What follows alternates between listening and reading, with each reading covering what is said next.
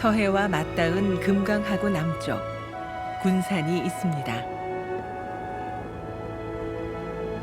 소박하고 잔잔한 물결만 흘러들던 이 도시에 온갖 사연을 쓸어 담은 흐린 물줄기, 탕류가 굽이치기 시작한 건 바로 일제강점기 때부터입니다.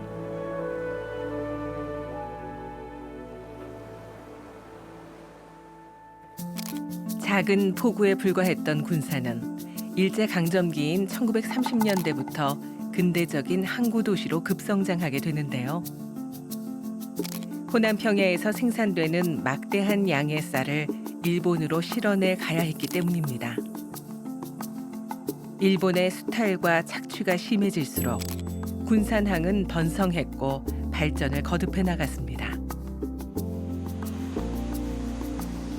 채만식 작가의 소설 탕류는 식민지와 근대화라는 혼란의 시기에 물질 중심주의와 인간성 상실에 빠진 시대적 상황을 비판하는 작품입니다. 맑은 금강이 군산에 이르러 탕류가 되는 모습은 왜곡된 자본주의로 탐욕에 빠진 사람들의 모습과 크게 다르지 않았습니다. 근대 풍자문학의 대가인 채만식 작가는 군산에서 나고 자랐는데요. 군산은 채만식 문학에 있어 중요한 공간적 배경일 뿐만 아니라 채만식 문학이 있게 한 요람과도 같은 곳입니다. 49세의 생애 일기를 사시면서 현대문학의 거장으로서의 많은 작품을 남기시죠. 총 작품 수는 1000여 편이 되는데 그중에 중편, 단편, 장편 전체 합쳐서 약 200여 편의 소설과 꽁투, 잡문, 기타 여러 가지 단편 소설을 또 많이 만들어내십니다. 선생님의 그 작품 속에는 대표 작품으로는 태평천하, 또한 유명하게 알려져 있는 우리 탕류를 군산을 배경으로 했던 그런 소설을 해서 당시에 풍자문학의 대가로서의 역할을 하셨습니다. 채만식 선생은 가난했지만 항상 감색 상의에 회색 바지를 단정히 입고 모자까지 쓰고 다녀 불란서 백작으로 불렸습니다. 그는 장편, 단편 소설과 희곡, 평론, 수필 등 1000여 편의 작품을 남겼습니다. 1942년 작품인 배비장전은 원고지 33매의 친필 원고가 잘 보존돼 있습니다. 채만식의 소설 탕류는 1930년대 당시의 사회상을 풍자와 냉소로 엮은 장편 소설입니다. 채만식 선생은 어린 시절부터 보아왔던 군산의 모습을 작품 속에 사실적으로 그려냈는데요. 금강의 물길이 서해로 합류하는 군산항의 째보 선창을 주요 배경으로 썼습니다. 이곳은 소설 탕류에 등장하는 정주사가 서천에서 군산으로 넘어와 처음 발을 디딘 곳이면서 미두장에서 돈을 탕진한 뒤 자살을 생각한 장소이기도 한데요. 신구 학문을 고루 익히고 군청에서 일을 하기도 했던 정주사는 서천에서 군산으로 건너온 인물입니다. 하지만 당시에 유행하던 미두 투기에 빠져 가산을 탕진하고 마는데요. 째보 선창에서 강물을 내려다보며 풍덩 뛰어들고 싶은 심정을 드러냅니다.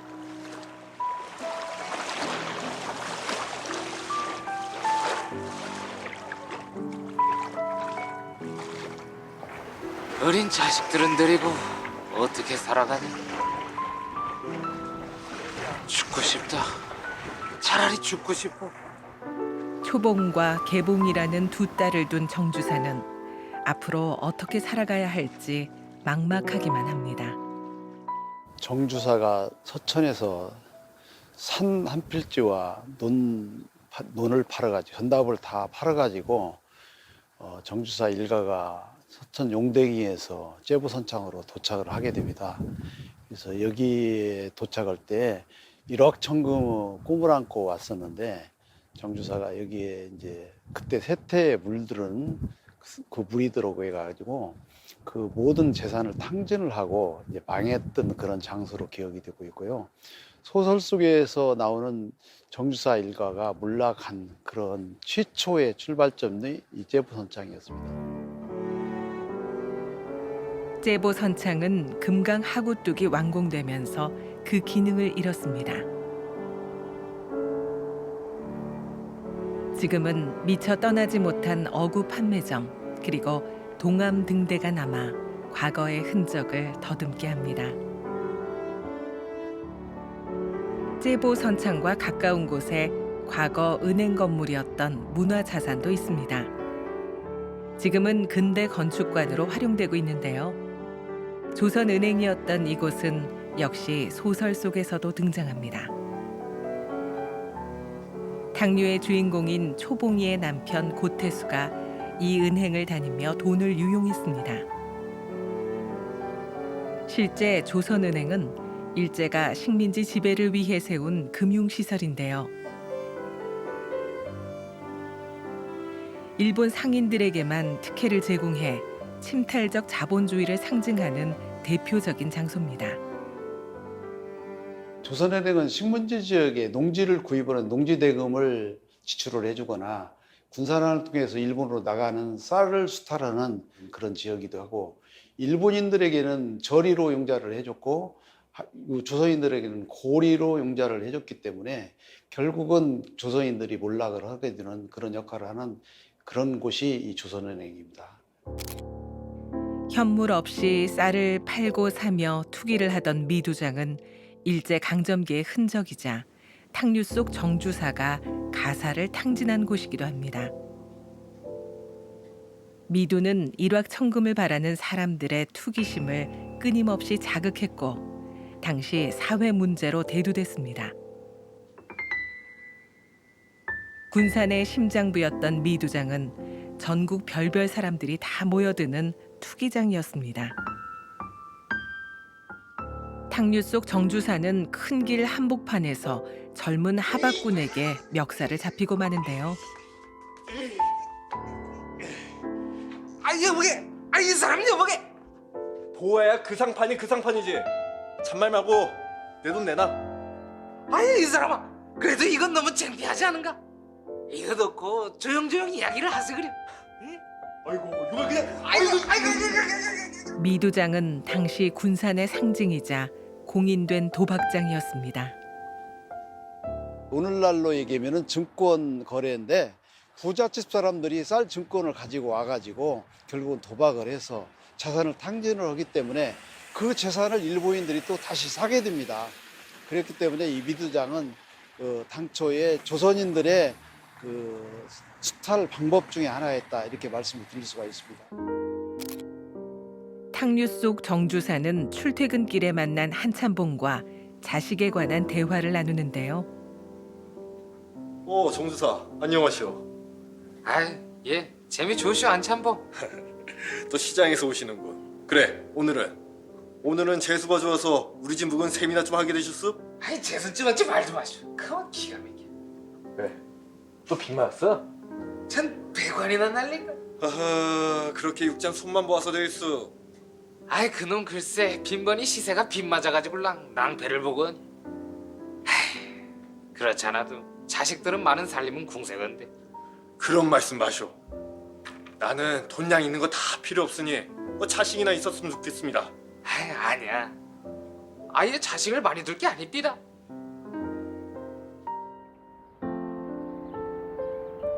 한참봉의 아내 김씨는 중매쟁이가 돼 정주사의 첫째 딸 초봉이와 은행원인 고태수의 혼담을 추진하는데요. 글쎄 그이가요 큰 1년짝이나 우리 집에서 기식을 하고 있지만 두고 본다 치면 볼수록 얌전하겠지요. 네, 내가 보기에도 과히 사람이 상스럽진 않은 것 같더군요. 그이 말도 그래요.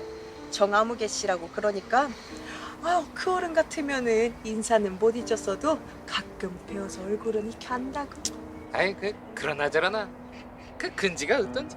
원이 서울이에요. 과부댁 외아들인데 양반이고 그래서 지금도 자기 본댁 앞에서 소질 대문을 달고 안팎으로 총을 부리면서 예 여봐라 하고 그런다네요. 아이 그러나 아시다시피 내 집 형편이 너무 구차해서 그런 좋은 혼처가 있어도 선뻑 염두가 나질 않습니다 그래. 그리고 이것은 제가 지금 말씀 않더라도 차차 아시겠지만 글쎄 그이가요 그 말도 혼수 비용을 자기가 말끔돼서 하겠다는 그 말 끝에 한 말인데 글쎄 젊은이가 어쩌면 그렇게 맘 쓰는 게 유미줄미랍니까? 정주사도 초봉이와 고태수를 맺어주려 합니다.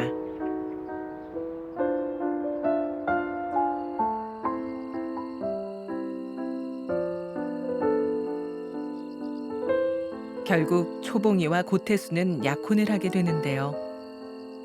이 약혼식에서 유일하게 웃지 않은 사람은 바로 초봉이었습니다.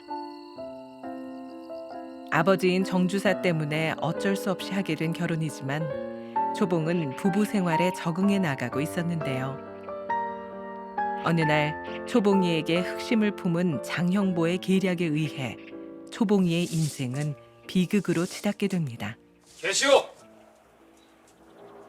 여기가 고택수 집이래지요. 고택수 집에 왔소? 네, 저... 그러면 저 개복동 한서방 그 집 안집에 간 일이 있어? 네, 그럼 저 도립병원에 가보시오. 네?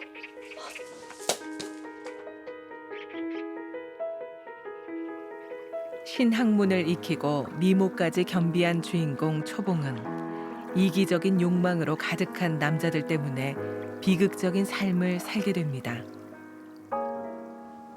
채만식 선생은 탕류를 통해 당시 사회의 무능과 타락을 신랄하게 비판하고 있습니다. 채만식 선생의 흔적은 군산 곳곳에서 찾을 수 있는데요. 인피역에는 그의 단편 소설 논 이야기에 나오는 한 장면이 재현돼 있습니다. 이 소설 역시 일제 강점기와 해방 후의 사회상을 풍자한 작품입니다.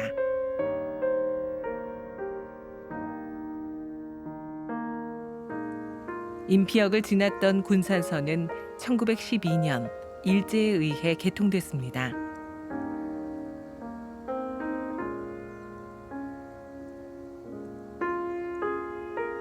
일제 강점기의 기차역은 결코 주민들의 편의를 위한 게 아니었습니다. 호남 평야 일대에서 수확한 쌀을 수탈하기 위한 통로일 뿐이었습니다. 우리나라 근대의 역사를 품은 군산은 일제 수탈의 현장을 어렵지 않게 찾아볼 수 있습니다. 군산 내항의 부잔교는 물의 수위에 따라 다리가 올라갔다 내려갔다 하기 때문에 뜬다리 부두라는 이름을 갖고 있기도 한데요.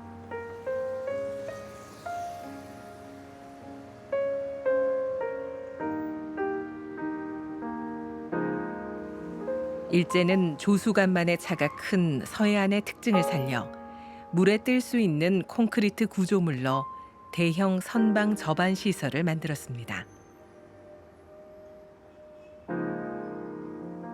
전라도 곡창 지역에서 수탈한 쌀들을 일본으로 가져가기 위해 만들어진 시설입니다.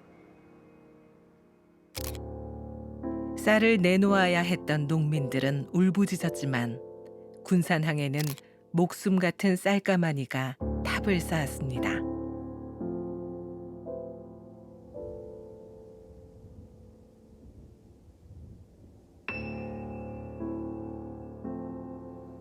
이곳은 일본인 소유의 쌀 창고가 있던 자리입니다. 시마타니는 발산리 석등과 5층 석탑을 비롯한 수많은 예술품을 불법으로 수집하기도 했는데요. 국가등록문화재 제182호로 지정된 시마타니 금고는 군산의 대표 농장주였던 시마타니 야소야가 1920년대에 지은 금고용 건물입니다. 건물 입구에는 철제 금고문이 달려 있고 창문은 쇠창살과 철판으로 이중 잠금 장치가 되어 있습니다.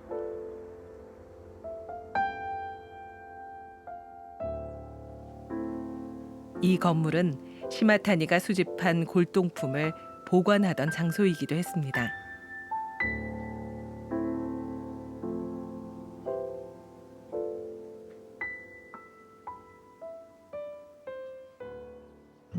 일제 강점기의 기억과 기록을 그대로 보존하고 있는 곳, 군산 근대 역사 박물관입니다. 군산은 단지 일본의 필요에 의해 왜곡된 성장을 겪어야 했던 도시입니다.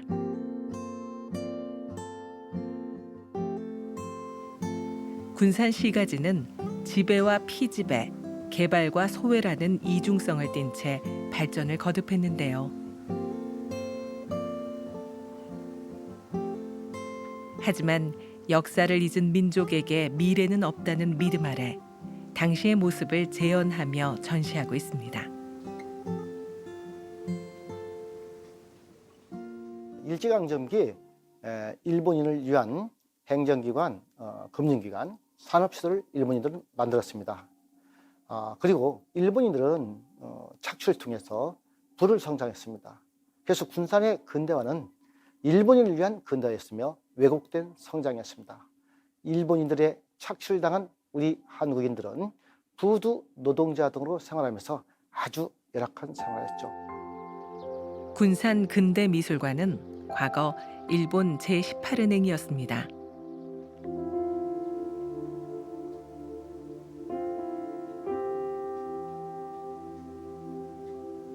일제 강점기의 흔적을 원형에 가깝게 보존해 문화 자산으로 삼았습니다.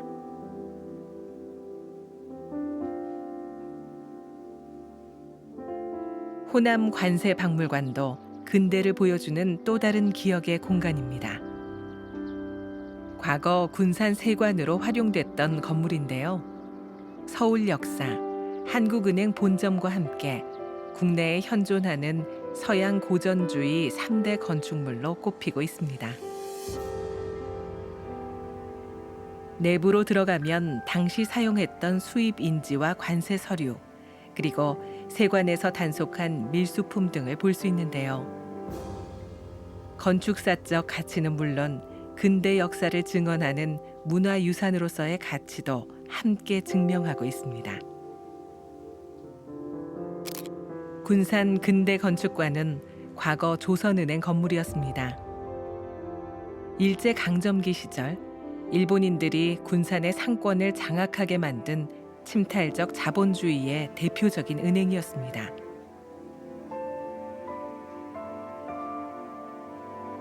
(2008년) 보수와 복원 과정을 거쳐 지금은 군산 근대건축관으로 활용하고 있습니다.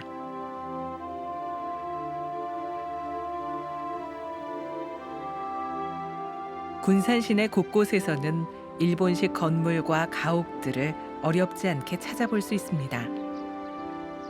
국가등록문화재 제183호인 신흥동 일본식 가옥은 2층으로 된 전통 일본식 목조 가옥인데요. 기역자 모양으로 붙은 건물 두 채로 이루어져 있습니다. 정원과 가옥 모두 일본식 주택의 특성이 잘 드러나 있어 영화 촬영지로도 인기가 많습니다.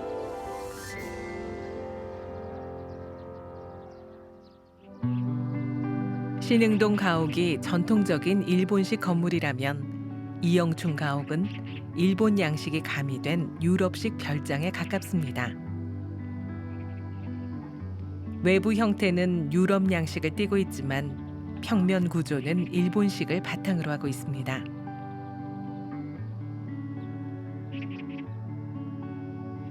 서양식의 응접실과 한식의 온돌방이 결합된 복합 건축 양식이 잘 드러나 있는 모습인데요.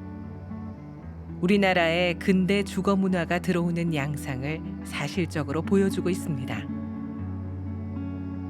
거실에 있는 벽난로와 샹들리에는 일본과는 또 다른 이국적인 매력을 풍깁니다. 해방 이후에는 농촌 보건위생의 선구자로 알려진 이영춘 박사가 이곳에서 거주했는데요. 덕분에 이 가옥은 당시의 의료 활동을 품은 역사의 현장으로 의료사적 가치도 함께 지니게 됐습니다. 군산 동국사는 국내에 남아있는 유일한 일제 사찰입니다. 일본인 승려 우치다에 의해 창건된 동국사는 일본 에도 시대의 건축 양식이 적용돼 우리 전통 사찰과는 사뭇 다른 분위기를 자아냅니다. 국가등록문화재 제64호로 지정된 대웅전은 팔짝지붕 호처마로 아무런 장식이 없는 게 특징입니다.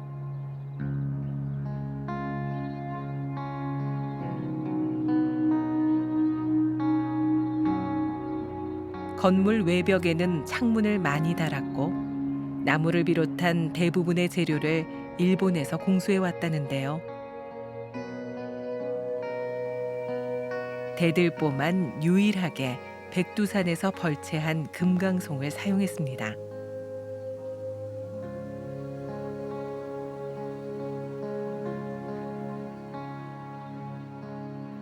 대웅전 뒤편으로 돌아가면 대나무 숲이 있는데요. 이 역시 일본산 대나무입니다.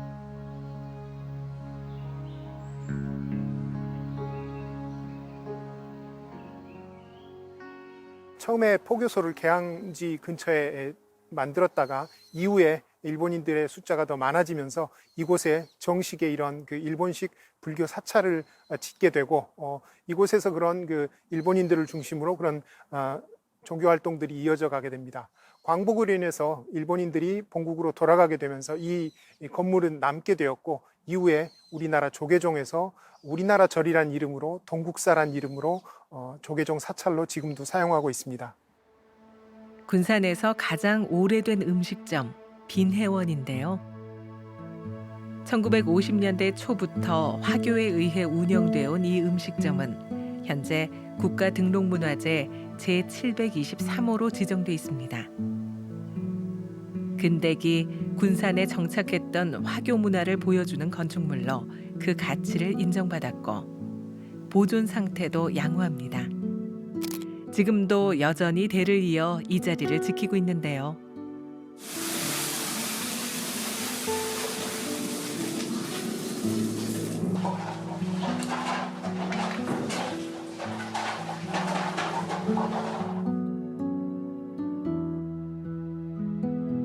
혼란과 격동의 시대를 꿋꿋하게 버텨냈습니다. 처음 이제 우리 할아버님, 할머니, 어르신분들은 일제 시대에서 이제 중국에서 배 타가지고 이제 인천으로 상로하셨어요. 저기서도 고생 많이 하셨지만 이제 빵 장사부터 시작하셨어요. 시작가지고 6.25 전쟁 일어나가지고 배 타고 비행하다가 부산 쪽으로 가야 하는데 한 바퀴 돌아다가 이제 군산 앞에서 이제 점차해가지고 군산에 내려왔습니다. 군산을 살아 숨쉬게 하는 맑은 물결이 햇살의 반짝입니다. 가만히 불어오는 호숫바람과 물내음에 군산에 새겨진 아픔과 상처를 씻어내 봅니다. 일제 수탈의 역사로 점철된 듯한 군산은 사실 호남 최초의 3.1운동이 일어난 곳이기도 합니다. 100여 년 전 3월 5일 군산에서 대한독립 만세의 목소리가 터져나왔는데요. 바로 군산 3.5 만세운동입니다. 군산의 만세운동일은 원래 1919년 3월 6일로 예정돼 있었는데요. 하루 전날인 3월 5일 거사의 낌새를 눈치챈 일본 경찰들이 학교 건물을 샅샅이 수색했다고 합니다. 그 과정에서 누군가 대한독립 만세를 외쳤는데 그렇게 시작된 만세운동이 군산을 뒤덮었고 역사의 한 줄을 기록했습니다. 3.5 만세운동은 한강이남 최초, 호남 지방 최초의 만세운동이었습니다. 그리고 3월에서 5월까지 총 28회 3만 700명이 참여한 만세운동이었습니다. 특히 군산의 3.5 만세운동은 처음에 기독교계 인사들이 주도했지만 각계각층의 시민이 참여한 거족적인 만세운동이었습니다. 만세운동 이후 농민운동은 점점 조직화됐습니다.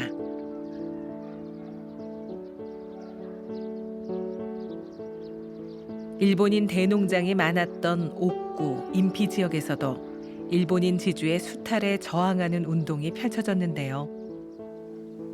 옥구 농민항쟁은 1927년 11월 옥구의 이업사 농장에서 일어난 소장농의 저항운동입니다.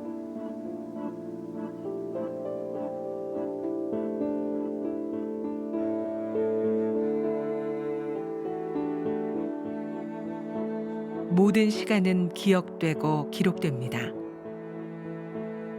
침묵한다고 해서 잊혀지지 않으며 그 자체로 역사가 됩니다. 근대 문화유산의 도시 군산은 과거의 아픔과 상처를 품고 있지만 우리가 반드시 기억해야 할 역사의 현장이기도 합니다.